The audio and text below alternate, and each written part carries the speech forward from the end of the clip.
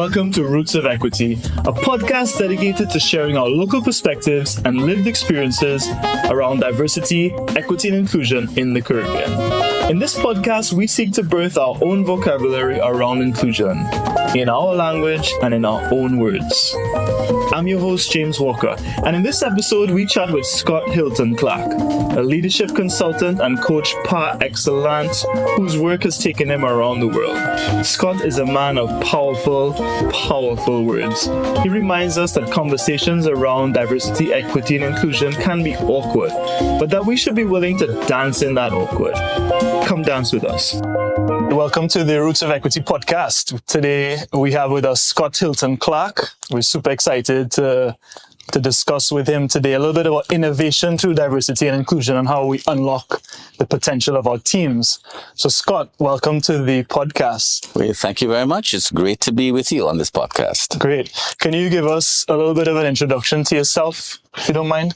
Certainly. So I'm the CEO of a company called Inspiration Labs, and we're in the business of inspiration. We do a lot of work in leadership development, executive coaching, and that's primarily what we do. And I have had probably over 35 years in working with leaders in helping them figure out what makes them great and help them kind of express that greatness to the world through their leadership. And that's in essence what I do for a living. Yeah? Great. And you do that locally or internationally, or how do you split your time? So I do it both. I do locally, but most of my business is international, mainly with the US, in the US, Europe, and I do a fair amount of work with the United Nations, the UNICEF agency, as well as the Agency for Refugees.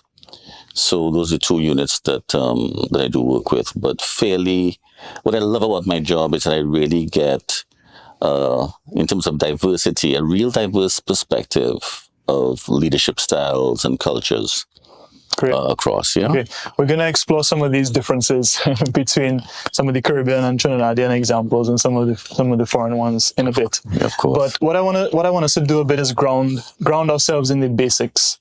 So I'm interested to know, what about being inclusive, or maybe having diverse teams contributes or can contribute to the team's success to really unlock the full potential of a team? Yeah. So a couple of things, right? When you're talking about a diverse team and unlocking kind of success, right? You know, I smile at that question because forget having a diverse team. Even getting teams to succeed in of itself is difficult. Right.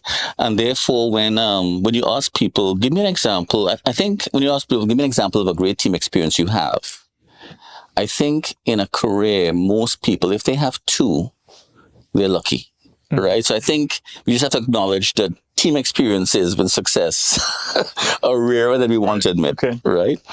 But the beauty with respect to diverse teams and inclusivity is, at the end of the day, those teams that do succeed, they have to look for the combination of strengths that they have on that team.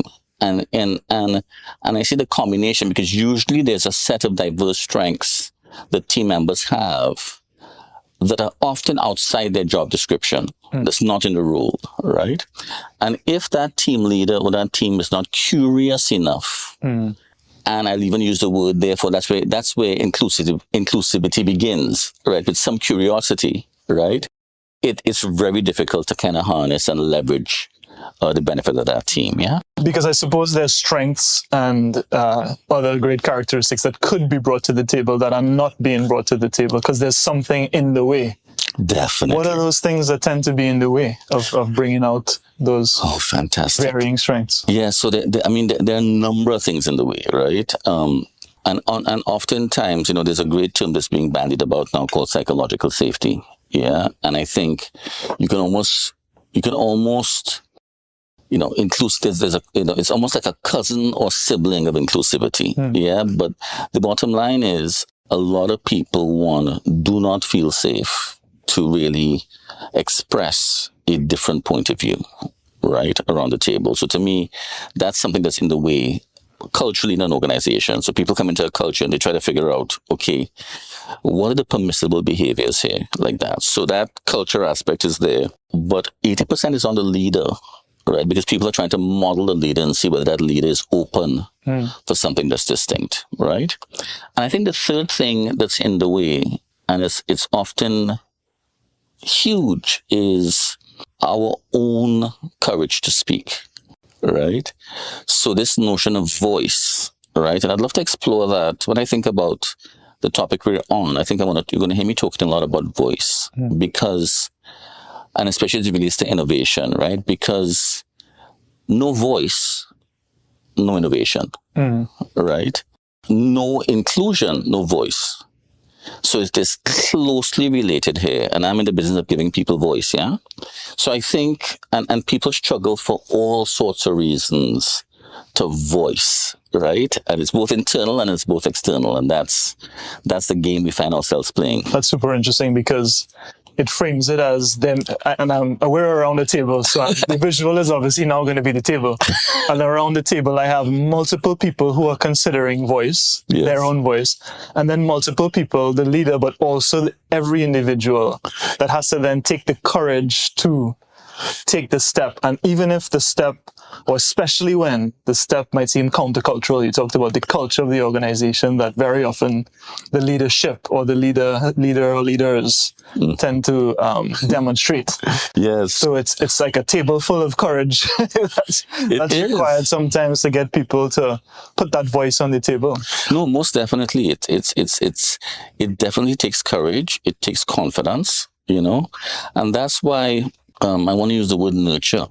A lot of times it's really important that leaders kind of nurture, especially younger professionals coming up, to give them that freedom to express and let them, falter a little bit, right? When you lay on top of that, if you come from a culture where, and even the way we grew up in Trinidad, for example, with authority, with respect to teachers and things like that, you layer in the aspect of authority. I coach a lot of clients that are dealing with, they are very expressive, but when they find that an authority figure comes in the room, all of a sudden they find themselves metering what they want to say and how they want to say it, yeah?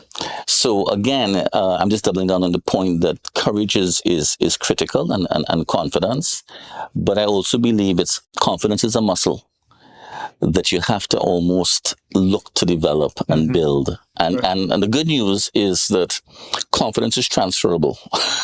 So if I build confidence in the gym, in one area, it could leak into the other area, but can confidence spread around the table as well?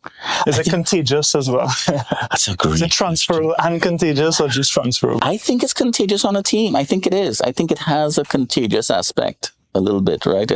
It's provocative. I haven't put a lot of thought into it, but it's a provocative thing to question. Because when you look at team sports, which is the obvious, you can see where it begins to. I was watching a basketball game with my son last night, and you can see basketball is a great example where you can see where confidence could spread when among one guy teams. starts shooting the threes, you're like, I can shoot this three too.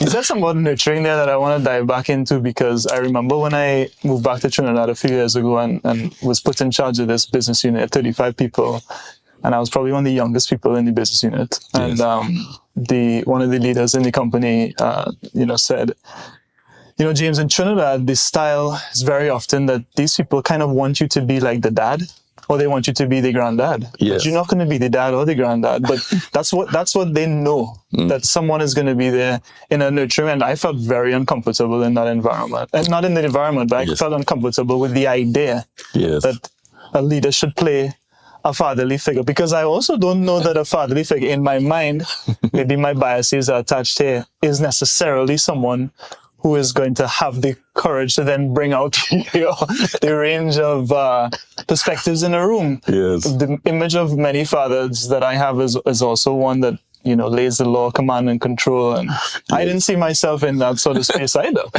So the nurturing aspect of it, in the way that you bring out, or in the service of bringing out diverse perspectives. Yes. tricky for me to imagine. So if I were around, right, I would have framed it a little differently at that time when you came in. I would have said that, because you're right, when you say father and mother, that in of itself is a trigger. Correct. Right? I would have gone with uncle. Okay. Right. Theo, grand Theo. Right. There's, if we're lucky enough, we all have an uncle or an auntie, right? Right. That is not emotionally attached and triggered to us, right? That can champion us, give us some advice, and then still give us some advice as well, yeah? The licks wasn't as frequent from the uncle. Correct, right? Correct, right? So there's a space of that. I see where that leader is coming from, because we do have, it might not feel so now in 2023, but we do come from a nurturing society. And I think what you can argue with what we're seeing now is that nurturing is kind of gone. How do we know a little bit, right? To some extent. But I think this aspect of giving an environment for people to flourish and for people to thrive and to be heard, right? I think that's what great uncles and great aunties do really well. Yeah. And you also mentioned, you suggested around being allowed to make mistakes and being allowed to falter.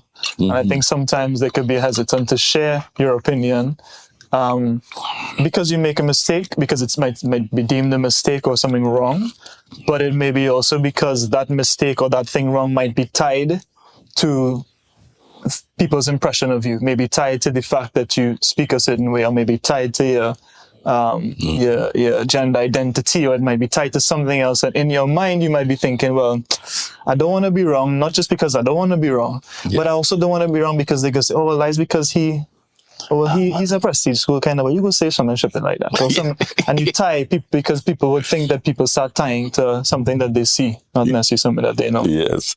So no, I mean, and just to build on that, I think part of what I said is a lot of what we're talking about is voice. Yeah. And you just gave a great example of what gets in the way of our voice or our music is noise. And if we're honest, we all have some version of noise that's at play. And I think the journey of maturity and confidence is conquering that noise or quieting that noise, right? To say, you know what, even so it's so, I will speak up, right? But it's extremely difficult because as human beings, we wanna survive, right? If we figure out that this environment is not that safe and it's not gonna be appreciated, right? That's why a lot of people, what you call silent quitting is kind of the term here, right? People, it's just easier to be silent, right? And therefore, you that back to the kind of question about thriving and success, that when you see people are kind of quiet around a room, right? It's a real concern. When my coaching clients tell me people are quiet in the meetings, right?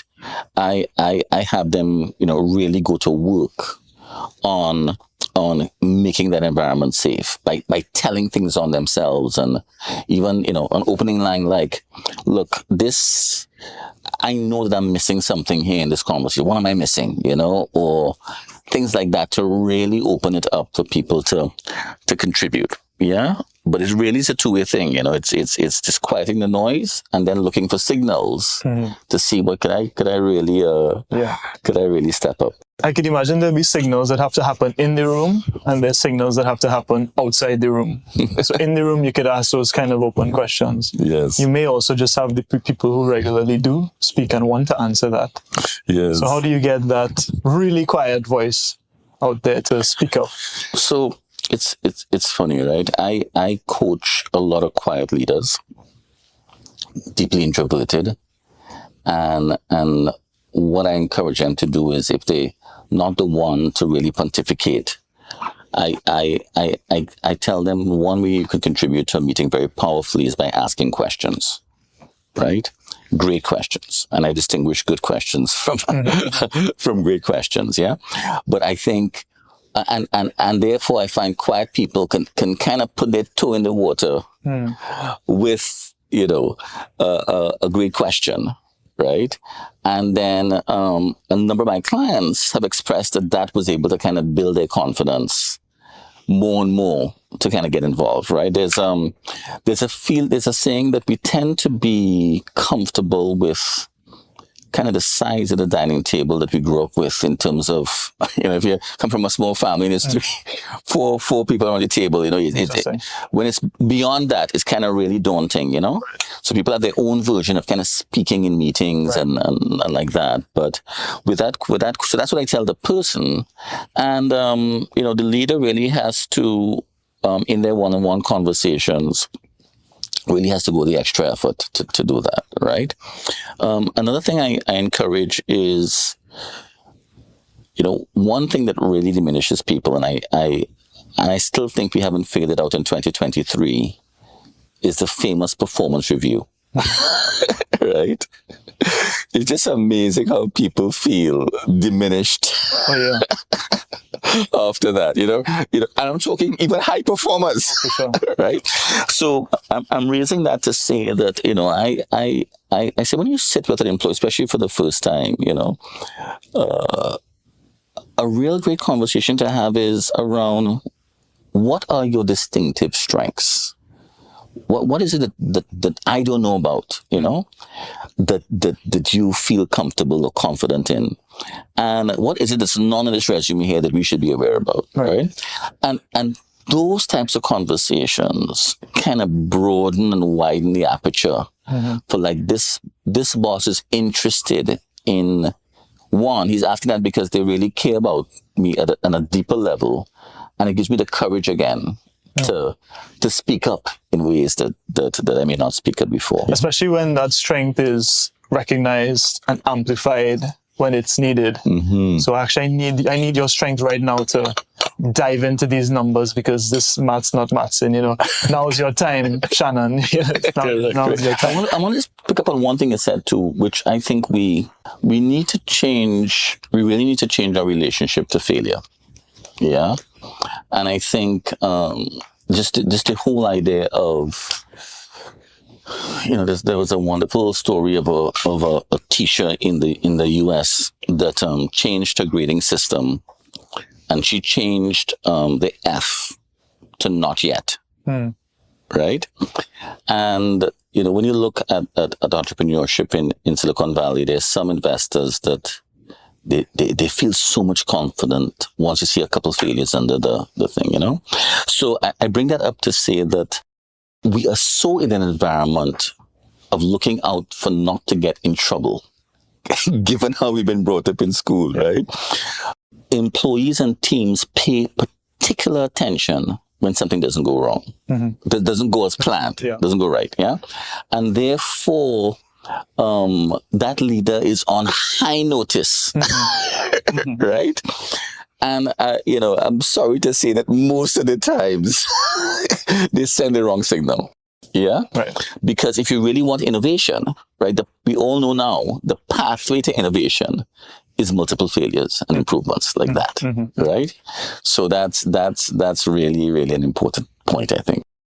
Yeah. I want to explore more that intersection of inclusion and innovation, and whether you can share stories or examples of how things that you've maybe seen, particularly innovative leaders or innovative, managers or anyone really, and how they may have used inclusion towards being innovative. Or is it more mindset? Is it more tactical things that they say to people, or structures of teams that are they conscious about the way in which they bring out people's strengths? I mean, what are you seeing that facilitates innovation? I have a bunch of different examples, but I have to tell you, one of the examples that I think we have in the Caribbean that I think is so powerful is the story of JMMB. You familiar with the story? No. Tell us. All right. So founded by Joan Duncan 30 years ago, I think the anniversary was August 30th this year. And Joan Duncan she basically disrupted the financial sector in Jamaica, giving the common person access to be able to invest, right? And that was very, very contrarian in that time. More so, she insisted on giving the same level of excellence and customer care to, no matter whether you're putting in big money or small money, right? Now, what she did I thought was fantastic, and I had a colleague of mine, Andre Bayo, who worked there for a number of years as their marketing manager. Is they have a book called The Vision of Love, right? Now, I find this fascinating because we always talk about culture in companies, yeah. And basically, what she did is she went on a retreat when the company was small. It was small enough, and they spent 2 days, and they discussed all their aspirations and what they want. And then somebody collated the findings and they put it in a book called The Vision of Love, right? And I don't know whether it's still done now. I'm curious whether it's still done. But what they would do is anytime you start a meeting, you would open the book and read from read a paragraph, right? And there's a way of keeping that, right? Mm-hmm. But the point is that Vision of Love was really about love and care, openness, honesty, inclusion, right? And I don't think it's a coincidence that she's been able not just to innovate in the way that she did, but also to sustain that 30 years later. Mm-hmm. Yeah. So I think that's, we tend to look to, other companies kind of, in Silicon Valley to quote innovation, right? But I think that's a fantastic example. And I think what it also points to is a lot of the lessons are already here. We like to look for new shiny objects, mm-hmm. right? But there's some fundamental kind of truths that we can get from our uncles and our that are there, right? Which is, if you really respect people, listen to them, and when people really get that you're listening, mm-hmm. right? We can use this fancy term, inclusivity, but if they will open up if you really get that they're listening, mm-hmm. right? And about 7 years ago, we did a survey on Caribbean leadership and leaders in Caribbean. And what was interesting that came out in one of the results was we asked people to rate their boss on a number of dimensions. And on the dimension of inspiration, when we expected people to talk about how inspiring their boss would be, etc., and we expected to hear things about the ability to narrate or articulate, things like that, what came back was, our boss is not present. Mm. I don't even know what my boss busy. I don't know what my boss doing. Yeah. So what I'm saying, the bar is still fairly low. We're talking about inclusivity and listening, but when people are not even showing up presence and giving the time, just the time people want for you to be able to share and therefore when I now am present with you. Am I on my phone doing a couple of WhatsApps while I'm talking to you, doing anything? So there's a whole level, but it comes back to some basics, right? Sure. When we want to talk about inclusivity. Yeah. I love that example. It's provocative even to talk about the vision of love and to reference that in a meeting about, what's the interest rate gonna impact on our business, and how do we reach out to those folks in Port Antonio, whatever the conversation was that day. Yes. So I think that's pretty provocative. And you work a lot, outside of the Caribbean as well. I'm interested to get your perspective of what are the things that you see in the Caribbean that we can show the world as it relates to inclusion or as it relates to belonging. Do you see pockets of culture or behavior or practices that you see here that are models that we could export in a sense? Can people look to us for things? What can they look to us for? So I think there are a couple of things that come to mind for that. One is, I wish it could be bottled in a way, but there is a attitude that we bring to these conversations that I think is very attractive and very powerful. And I think it's because we have a level, we almost take it for granted. We have a level of understanding, even though, I grew up Catholic. I would go to Valley and do the lights, and there's a way that we understand diversity in a way that is different. And I find when I work in the US, for example, it is it's a lot more cute. They're trying to right a wrong, and it's right there, Right. and it's intense. And once you have that energy of intensity, it's almost like it's almost ready to be it's ready to be matched, with a flame. Yeah. So I think and I guess it applies to any hot topic. If you can bring a kind of a cooler head to it, and dare I say a playfulness to it, right? It can allow, I think, to have a progress, right? So I'll give you an example. I especially after the George Floyd situation happened, right? I was doing a program in the US with primarily senior managers, Caucasian American managers, and as well as the reports that were coming into them that were diverse, African Americans, Latinx, etc. And there's a place where they were afraid. And what I had to tell them is, look, we are living in such a complex society now that don't worry about if you're going to put your foot in your mouth. It's when you put your foot in your mouth, right? As I will as well, right? We all will. So the real question is, when that happens, how do you now dance? And how do you practice what, I said we're all in a state of awkwardness now. How do we dance in the awkward, right? Yeah. And I think we were able, so I was able to bring some playfulness to that, right? And to work with that and give them some techniques and to practice scenarios, right? That allow them to not completely freeze when things didn't go as planned, or they made a comment that upset somebody, to have that, right?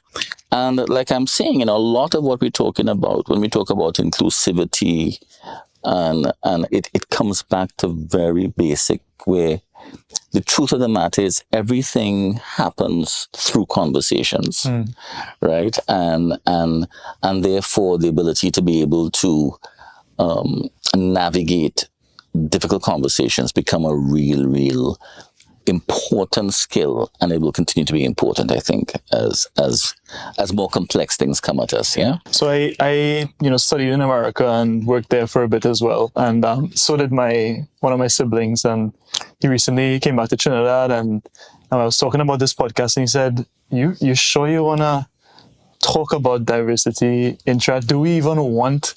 It was kind of referencing the awkwardness and the polemic that it could create in America, and the unease and tension. And he said, "Well, why don't you just let Trinidad be changed? Do you really want to have to talk about this?" But and it's kind of I would say it's a fair question, but I also feel that in Trinidad or in the Caribbean, because and I was talking to the producer of this podcast on this before, just the access to, for example, data on race from the Central Statistical Office in Trinidad. I can tell you a lot about characteristics of different communities and the level of disease, burden, and health insurance and all this kind, but I cannot tie that to, I don't know how race impacts or intersects with these things, because the data is not the data is not made available to the public. And I almost, when I see that, I think, oh, is it, you don't want me to ask this question, do you? But I also think that in America, there maybe there's more asking the question, or maybe there's more in your face, because you're seeing videos of people being brutalized, and that forces the conversation. Whereas I sometimes sense in the Caribbean, you're really trying to draw it out, and people don't say, hey, nah, hold on. We don't talk about, don't talk about those things. Let's talk about something more straightforward. I love your brother, man. He's spot on.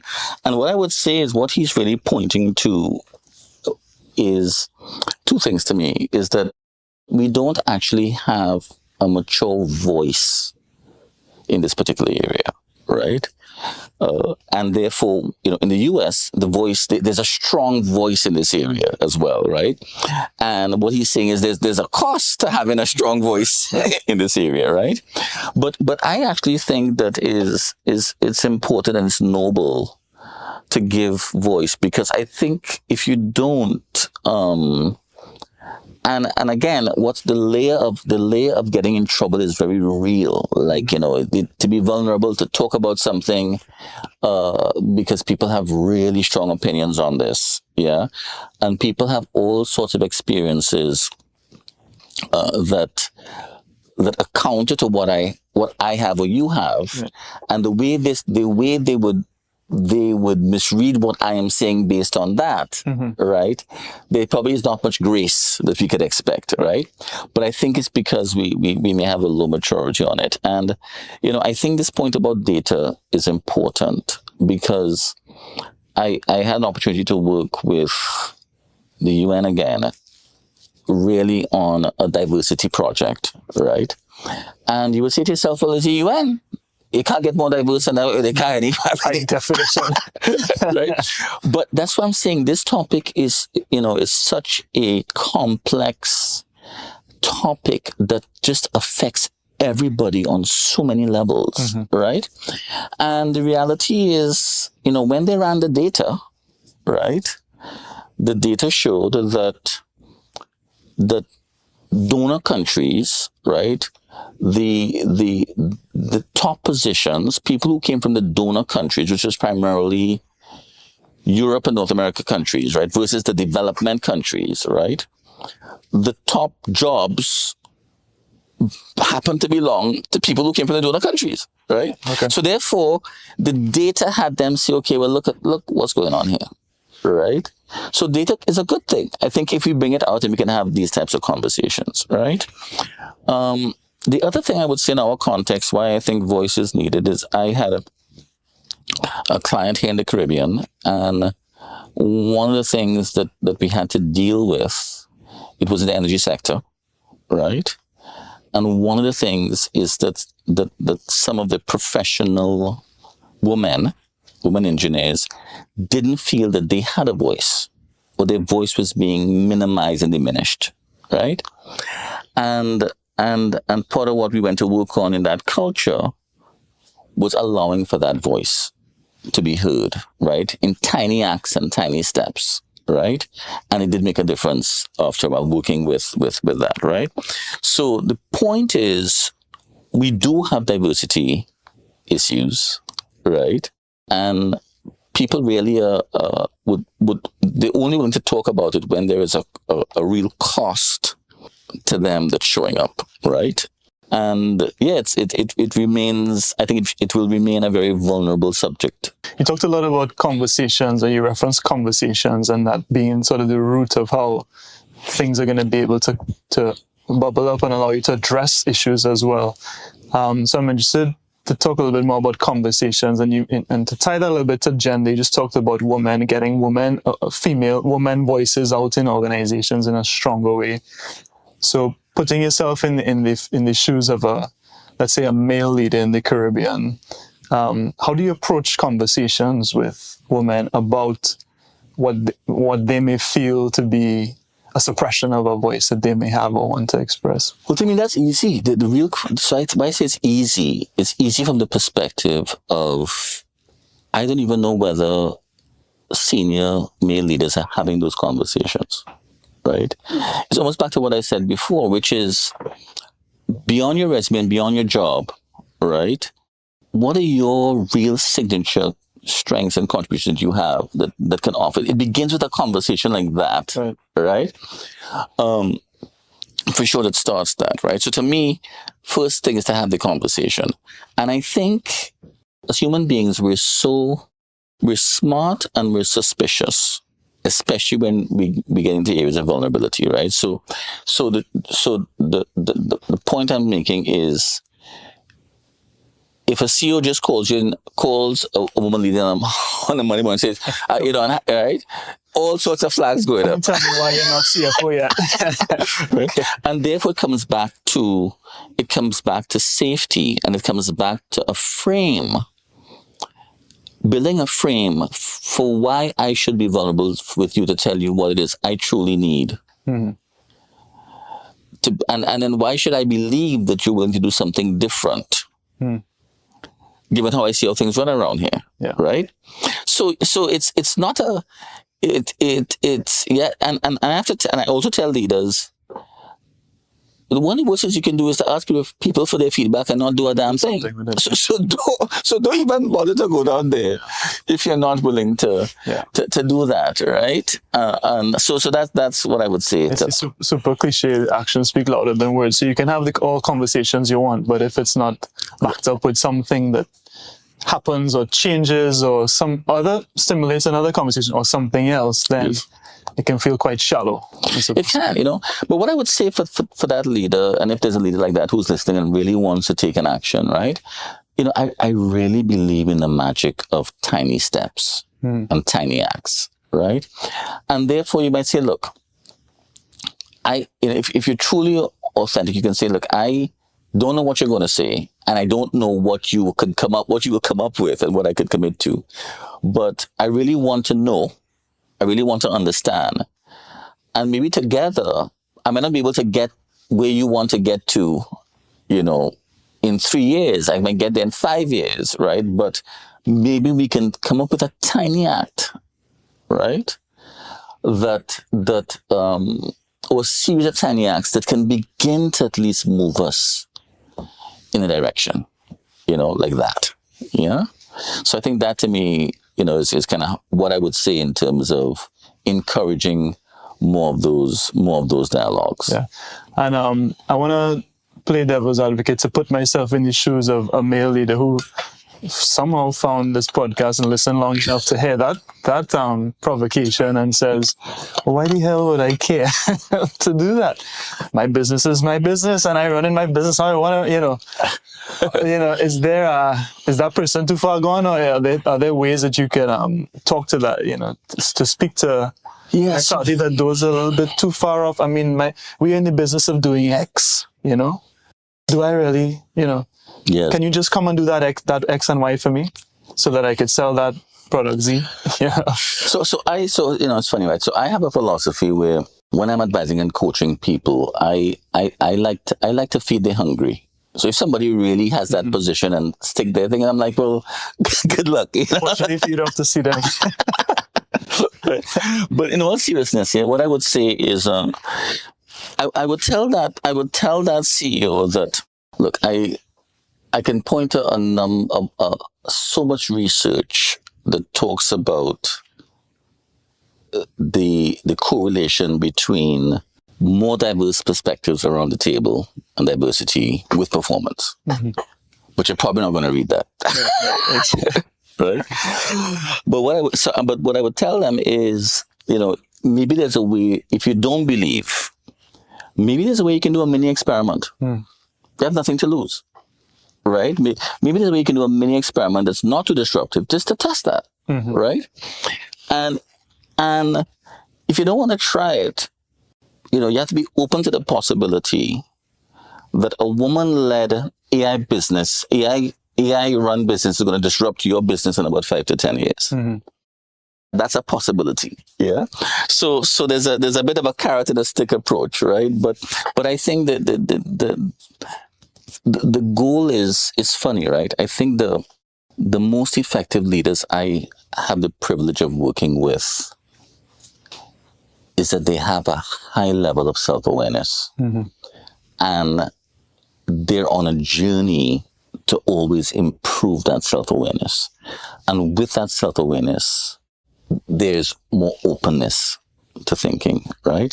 So I will tell that person, okay, if you can't see this now, start your journey of self-awareness. Maybe there's some other things that you maybe could be open to, but I would encourage you to build that muscle of openness, and maybe in 5 years or 3 years you may see something. Totally on board with that. I just genuinely believe that the most talented leaders are self-aware. They know that they don't know everything, and that they know that they're going to need people in an organization. I mean, maybe not to sell barbecue on the side of the road, but if you want to make an iPhone, yes, you're going to need people who need to know things and be able to express things in ways you cannot. That just, to me, has to seem so fundamental, but yet it just is difficult for people. Many people don't think that there needs to be many other perspectives other than the ones that I can source for myself. So it comes back to a little bit of that humility, maybe a little bit of that vulnerability that you talked about before, to just admit, hey, I can't, actually not going to do this by myself. this is not a one-man show. And most organizations are not one-man or one-woman shows anyway. That's true. True, very true. So there's plenty in there. Yeah, I want to tap back on one thing you said, which I think is interesting, which was this notion of what can we offer the world in this space, yeah? And it's a little off the main topic, but I think it's related. And maybe you can help me connect the dots, right? But I think, and I'm speaking more from a Trinidad culture perspective as opposed to the broader Caribbean. I think Jamaica and Bobby, they have their own distinct cultures in this one I want to talk about, right? And I talked about the playfulness we have as Trinidadians, but I think we have an attitude and a perspective about life. When I think about what our core competence or natural DNA ability as Trinidadians or Trinbagonians is, we are experts in celebration. Right? And it don't really matter what it is. Right. It really doesn't matter, right? And you know, even when what we call a line, you invite a foreigner, they feel as if there's something going on, you know. You try to read this life in. So we celebrate naturally, even in a low-key way, right? And I think that perspective is a useful perspective. If as a country we can give a gift to the world, it would be that perspective, right? And I think bringing, you know, we have we joke around the fact we have the biggest problems as soon as Carnival come, everybody. Pause. Pause. Right? And it's funny, but there's an interesting truth in there, right? That so I think, and I don't have the answer, but there's a perspective we have that I think shows up in our being. And I've been testing this for the past 30, 40 years when people say they know a Trinidadian. So we say, no, I know so much about Trinidad. I say, tell me about them. Tell me more. This person, boy, they're always happy. They're always, our brand is out there, right, from that perspective. And I just think that there's something about that to bring to heavy conversations, even like this. And the real question is, are we willing to have that conversation ourselves? Let me see if I can connect the dots into it. So this is just a hypothesis, but when one celebrates, it feels very empty if you're celebrating on your own. And in a small society, I don't want to celebrate with 2-3 people. I want to celebrate as many people as I can. Yes. And the people who are around me, also by nature of our geography and the way that colonialism and post-colonialism settled us in cities and where we live. Yes. The people who are around me celebrating are, by nature, a diverse crowd.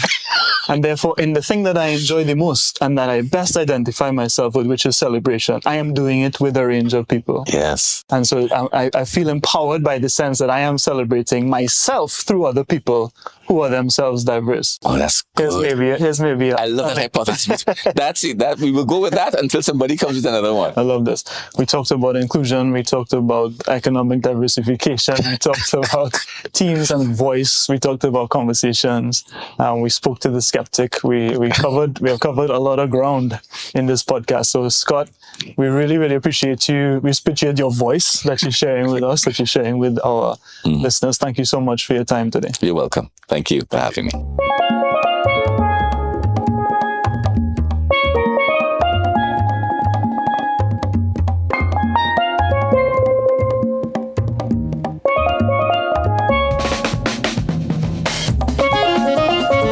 Thank you, listeners, for joining us on another episode of the Roots of Equity podcast as we journey through the landscape of diversity, equity, and inclusion in the Caribbean. By embracing our differences, celebrating our shared heritage, and advocating for a more inclusive Caribbean, we can shape a brighter future for all. We hope that these conversations spark new insights, challenge existing perspectives, and inspire action to dig deep into the roots of equity.